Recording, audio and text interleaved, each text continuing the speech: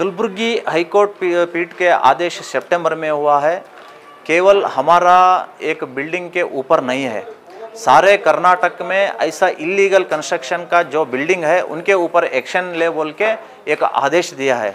लेकिन यहाँ की महानगर पालिका के भुवनेश पाटिल आयुक्त कमिश्नर सिर्फ हमारा बिल्डिंग का टारगेट करके आज डेमोलिश कर रहा है। ये कोर्ट की निंदा होता है, इसीलिए हम कोर्ट की निंदा, कंटेम्प्ट ऑफ कोर्ट का पिटीशन हम इधर हाईकोर्ट पीठ में डाल रहे हैं, इधर बीबीएमपी के खिलाफ। ಕಲಬುರ್ಗಿ ಹೈಕೋರ್ಟ್ ಪೀಠ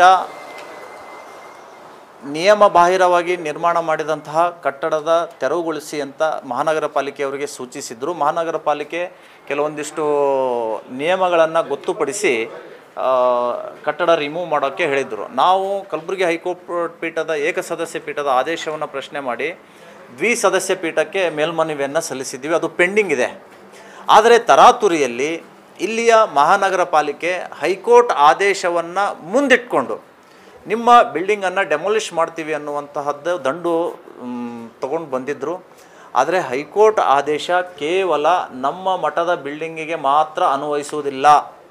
ಕರ್ನಾಟಕದ 10 BBMP ಇನ್ಕ್ಲೂಡಿಂಗ್ 10 ಮಹಾನಗರ ಪಾಲಿಕೆ ಇನ್ಕ್ಲೂಡಿಂಗ್ BBMP ಬೆಂಗಳೂರು ಇಂತಹ ಅಕ್ರಮ ಕಟ್ಟಡಗಳನ್ನು ಗುರುತಿಸಿ ಸೆಟ್ ಬ್ಯಾಕ್ ಬಿಡದೇ ಇರುವಂತಹ ಕಟ್ಟಡಗಳನ್ನು ಪತ್ತೆ ಹಚ್ಚಿ ಅವುಗಳ ಮೇಲೆ ಶಿಸ್ತು ಕ್ರಮ ತೆಗೆದುಕೊಳ್ಳಿ ಮತ್ತು ಯಾರು ಈ ಕಟ್ಟಡಕ್ಕೆ ಪರವಾನಗಿ ಕೊಟ್ಟಿದ್ದಾರೆ ಆ ಏರಿಯಾದ ಅಧಿಕಾರಿಗಳ ಮೇಲೂ ಕೂಡ ಕಾನೂನು ಕ್ರಮ ತೆಗೆದುಕೊಳ್ಳಿ ಅಂತ ಹೇಳಿದ್ದಾಗಿಯೂ ಕೂಡ ನಾವು 11 ಕಟ್ಟಡಗಳ ಬಗ್ಗೆ ಇವತ್ತು ಕಲಬುರ್ಗಿ ನಗರದ ಕಾಜೆ ಬಂದೇ ನವಾಜ್ ಆಸ್ಪತ್ರೆ 100 ಕೋಟಿ ಸಮೀಪ ಇದೆ, 100 ಕೋಟಿ ರೂಪಾಯಿ ಒಂದು ಕಟ್ಟಡ ಇದೆ, ಅವರು ವಿತೌಟ್ ಪರ್ಮಿಷನ್ ಕನ್ಸ್ಟ್ರಕ್ಷನ್ ಮಾಡ್ತಾ ಇದ್ದಾರೆ, ಅದ್ರ ಬಗ್ಗೆ ಕಂಪ್ಲೇಂಟ್ ಕೊಟ್ಟಿದ್ದೀವಿ।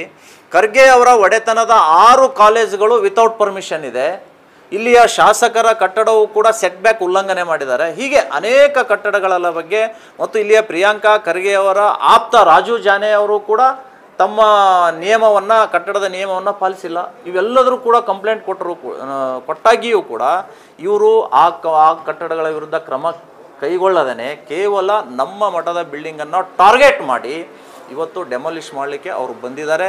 ನ್ಯಾಯಾಂಗ ನಿಂದನೆ ಆಗುತ್ತೆ ಅದು। ಹೈಕೋರ್ಟ್ ಆದೇಶ ಆ ಪ್ರಕಾರ ನಾವು ದೂರು ಕೊಟ್ಟರೂ ಕೂಡ ಆ ಉಳಿದ ಕಟ್ಟಡಗಳ ಮೇಲೆ ಕ್ರಮವಿಲ್ಲದೇ ಕೇವಲ ನಮ್ಮ ಕಟ್ಟಡಕ್ಕೆ ಅವರು ಬಂದು ಮುಗಿಬಿದ್ದದ್ದಕ್ಕಾಗಿ ಇದು ನ್ಯಾಯಾಂಗ ನಿಂದನೆ ಆಗುತ್ತೆ।